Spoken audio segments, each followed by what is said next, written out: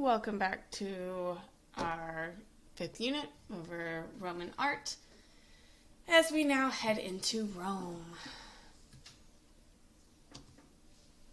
So we spent the last lecture discussing the Etruscans and how they helped to influence later Roman art, how the Romans pulled from both Etruscan and Greek elements. Now let's talk about the Roman Republic.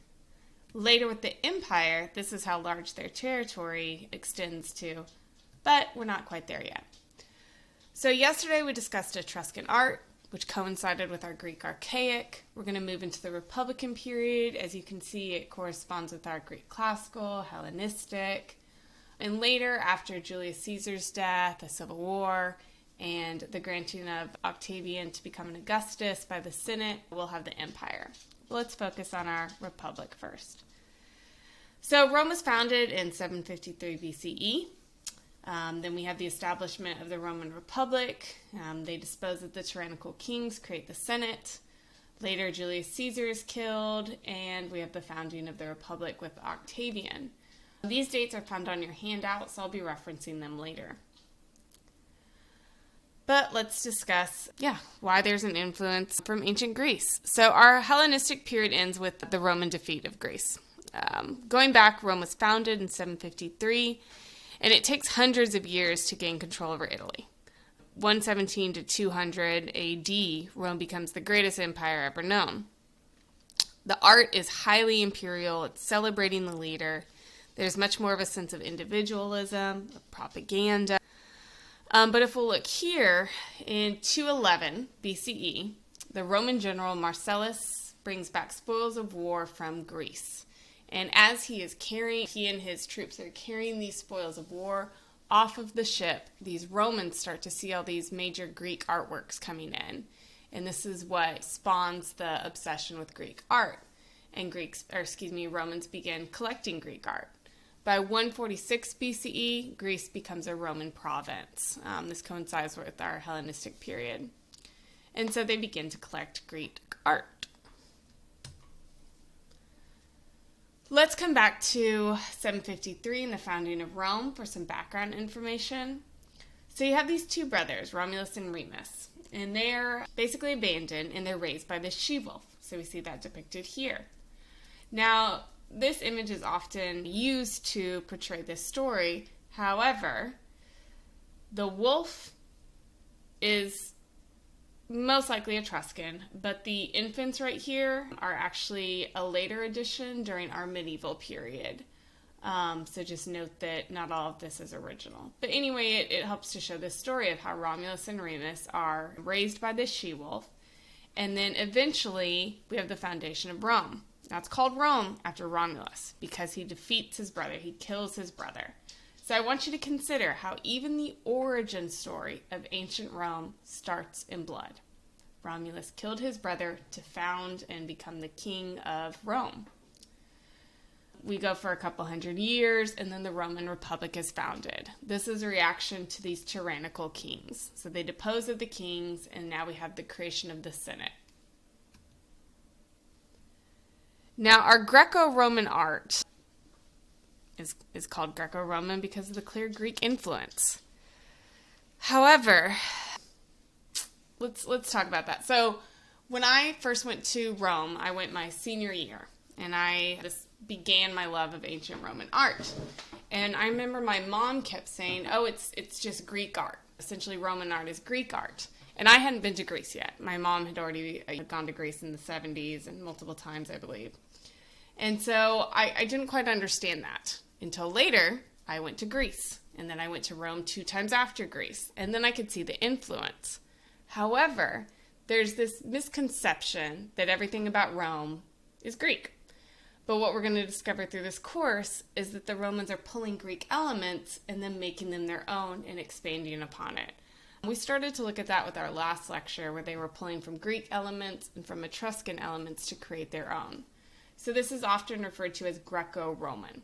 So it's indicating the clear influence from the Greeks, how they look to them, they're collecting the Greek artworks, they're modeling, if not copying, their own works after Greek works, but they create their own as well. I should also mention the importance of patronage under the Romans. So the Roman state and its wealthiest individuals were major patrons of art. They spent lavishly on themselves and their homes, but they also spent enormous funds on public works because they saw that as contributing to the general good. So they patronized these massive public projects with the idea that this would help the Roman people and help to, by looking at good art, you have happy people, essentially. And so it was part of their duty to patronize art. Again, so we discussed this with the last lecture, how we have these Greek elements, we have these Etruscan elements, but yet the Romans are making it their own. And so let's talk about the Alexander mosaic from the House of Fawn in Pompeii. So this artwork helps to establish our idea of this Greco-Roman art and how the Romans are pulling from Greek elements, but then making it their own. It's a good transition piece, in other words. So this is actually a Roman floor mosaic. Here it is found in the House of Fawn. You see this fawn sculpture right here, hence the name in Pompeii. So Pompeii was so well preserved because of the eruption of Vesuvius, and so all that volcanic ash fell upon the city and preserved the structures for the most part, the artworks, etc. So we're really fortunate to have that. Not fortunate for the people who experienced it, but us later people can appreciate the art. And so we're looking in the back here. As you walk through the entrance of this house, this grand house, I had the fortunate opportunity to go there. Within the interior, we have this grand floor mosaic. Now, the original has actually been moved to the museum. This is a copy made by art students, but it still gives you a general idea of what it originally looked like. So here we are with this floor mosaic. And so let's talk about mosaics and tessera. And so the Greeks also used mosaics, but they made these images out of pebbles, different colored pebbles.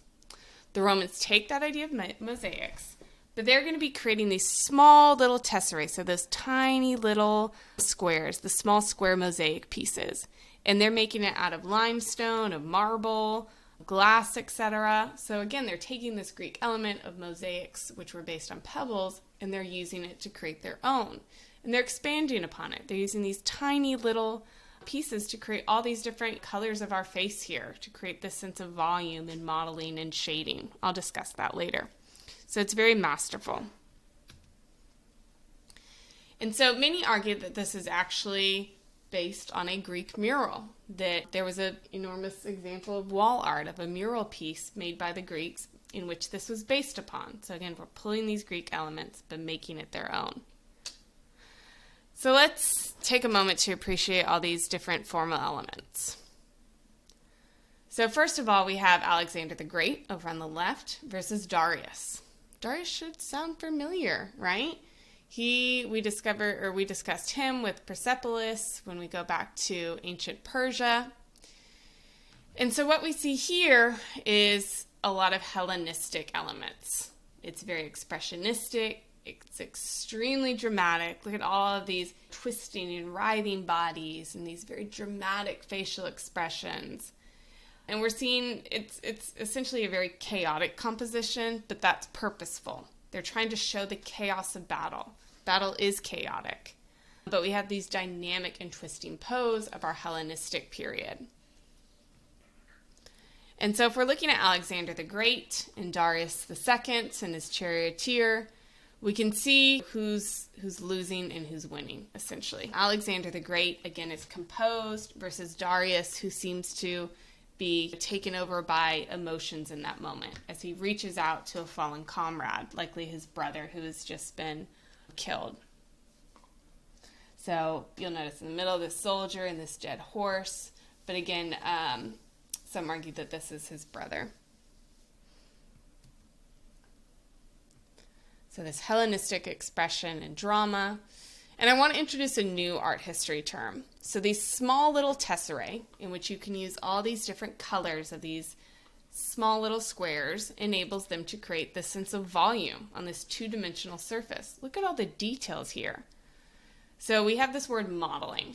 And let's look at Darius's face for this. And modeling is the use of light and dark. So you have this highlighting.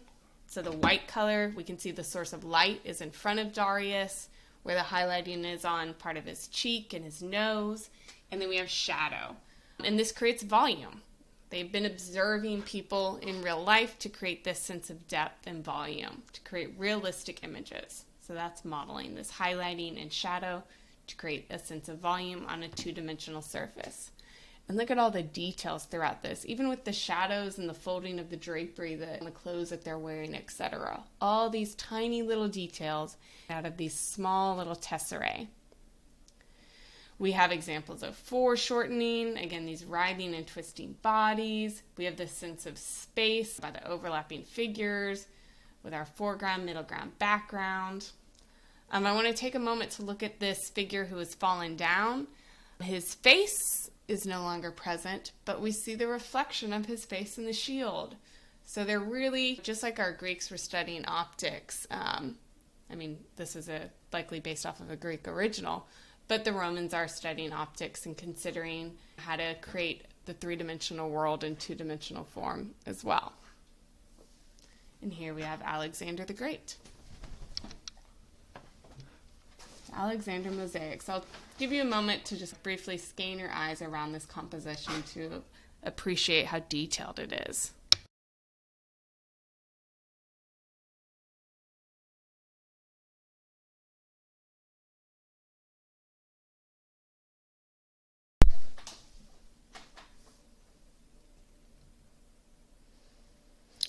Okay, so let's come back as a reminder to our classical Greek art defined by our high classical Doryphoros and our Hellenistic art of our seated boxer, and the difference between classical and Hellenistic, because we're going to see some more Hellenistic influences on our Republican period with drama, expressionism, and we're seeing more than just the idealized youth. And so here we have our head of a Roman patrician. So hopefully you're pretty familiar with this based off of the assigned reading, but this is our excellent example of verism, which helps to define portraiture in the Roman Republic period. So portraiture was extremely important, so much so that within houses you would have the busts of your ancestors, like this individual. There were even wax masks of the busts of the faces of your past ancestors. Ancestors are very important for the Romans. So there was even examples where there were specific holidays in these processional parades where they would be carrying the busts of their ancestors, or other family members would even be putting on the wax masks of ancestors, etc. And so this idea of portraiture is more than just aesthetically pleasing art. It's this capturing of the essence of your ancestry as well. And it's giving respect to your ancestry. And it's you yourself are making your mark on your family lineage through your own portraiture. So here we have this head of a Roman patrician. And verism is this extremely exaggerated realism to show the experience and thus the age of an individual. So this is during the Republic period where the Senate is ruling. The Senate are these older elite individuals. And so their age helps to attest to their authority, that they've made these tough decisions, that they're considering and weighing the options of these decisions, that they've seen it all, that they've seen hardships and battles, and they know the weight of these decisions. And so we see that with our head of a Roman patrician. He's the head of his family. The patrician are the more ruling elite. And so, yeah, here we have this exaggerated elderly man. He likely wasn't this wrinkly, but artistically, you're going to exaggerate those wrinkles to show his age and thus to show his experience. So unlike the Greeks, where they most appreciated these idealized male youth in the peak of their physical prime, instead, the Romans under the Republican period appreciate experience. So they're looking to those older individuals who have learned through trial and error, who are weighing the options. And so really consider, not only is he extremely wrinkly, but he also has this furrowed brow. So this helps to portray the message of the Senate, of how he's really considering and weighing these options. He knows it's a heavy decision. They feel the weight of ruling Rome. And thus our Republican period is defined by our Senate. Compared to our seated boxer. So they're obviously influenced by our Hellenistic art. Later, the Empire period will change their artistic priorities. Here's some other examples, again, of these ruling families, of our patricians, and where they're showing the weight of their authority, the weight of these decisions and experience. And again, this helps to communicate even to the Roman people that they do know that these are hard decisions, that they are taking the time to consider what is best for the Roman people. So it's reassuring them as well.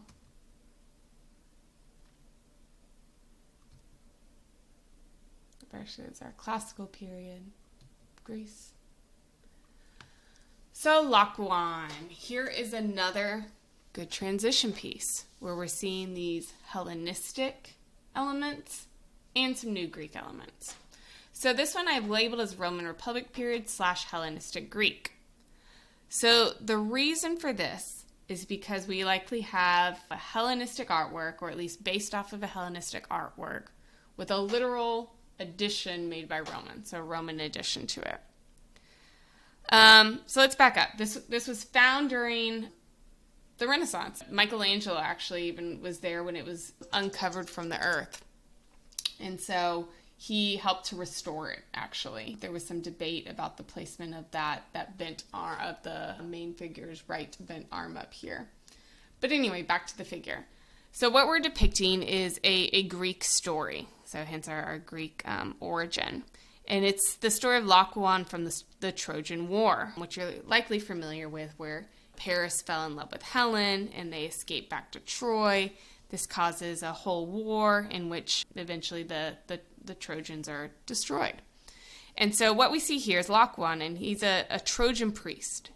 And he warns the Trojans not to bring in the horse, the big Greek horse that they tricked the Trojans with and came into the gates of the city, which eventually led to their destruction.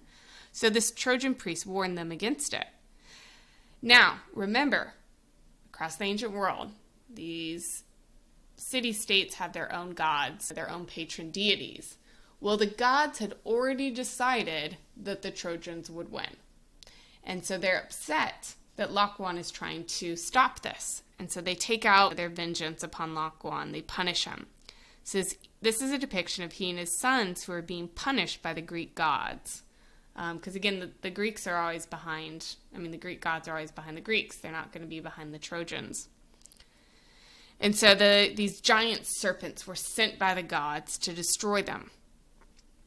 And we can see that serpent wrapping around. So these clearly Hellenistic influences with these twisting dynamic poses. We've seen almost this exact facial expression before. Consider the wild hair. He's a enemy of the Greeks. He was a Trojan. The writhing positions, the idealized body, and this sense of agony on our main figure's face here.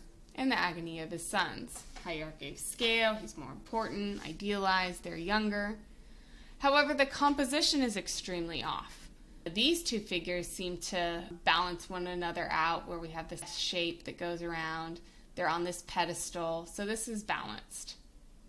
But what about this gentleman over here? He's larger than the other one. His style is slightly different. We have a little bit more of an individualized face if you consider the nose. And the composition is thus off. It's not balanced. Because this guy on the right is a Roman addition. So again, the Romans are taking these Greek ideas. Think of how instead of calling their goddess Aphrodite, they're referring to her as Venus, but essentially the same attributes and story. But they're making it their own. So part of this Laocoon story has been changed by the Romans, and so they're adding their own addition, reflecting their version of the story. So that's our good transition piece. So it's at the Vatican. I was able to see that one as well, which is really neat. And so that composition is also one of the reasons why they couldn't figure out originally whether it was Hellenistic or a Roman copy based on a Hellenistic work. But then they figured out it's an addition.